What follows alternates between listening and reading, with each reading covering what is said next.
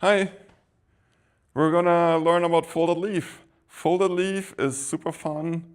If you're on a date or you have a friend who had a stressful day, you can base people in folded leaf pretty easily without them having to know a lot, and it's very relaxing. Before we get into it, we have to learn a little bit vocabulary. See, when I spread my legs like this, we're no longer calling this spreading legs, we're calling this a straddle from now on. Let me see your straddles. Nice. And the other thing is, if we bend at our hips, this thing is called a pike. Pop quiz, what's a straddle pike? Nice. Cool. And when we're going to do this and similar upside down things, the pike is really important because a pike creates a shelf for the base to hold you up. And if you straighten your legs, you're going to fall to your doom or your head. And so you'll hear the base a lot of times begging for more pike, more pike. More pike means this. Cool. And a lot of people go from bird into folded leaf, but there's a way where we can bypass bird, which makes it a lot easier, and so you can do it with your friends. Notice in this case, instead of feet parallel like for bird, I'm going to place my feet like a V, so my feet are in the hip crease, and the flyer is going to put their hands on my knees. And now the flyer is just going to lean forward, and I'm going to extend my legs.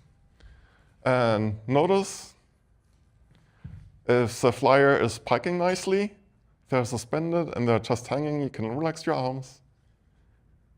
It's a beautiful decompression for the spine. People can hang out here for a long time. Feels really nice. If you're waiting in line, if you're in the park, it's a really nice thing to do. Now I do want to show you what happens if the flyer stops piking. So I'm going to put my hands under her shoulders so she doesn't fall. Can you straighten your legs? Bring your legs straight up. You notice how if I weren't holding her, she would fall, so I'm going to back her to pike. Pike! Nice. And this is going to feel a lot better. Also, once you're in this position, you can work on your swivels. Nice. And you notice Scott is doing a great job of moving around, just staying out of the way. And notice the spotting.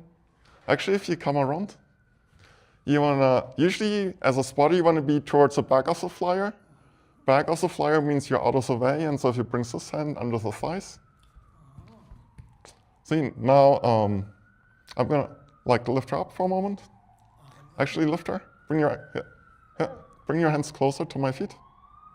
Bring your hands closer to my feet. Let go, Isabella. Scott, bring your hands closer to my feet. Oh, yeah. And now I'm gonna let go, and you're gonna lift her. Pike, pike, pike. Yeah. Yeah.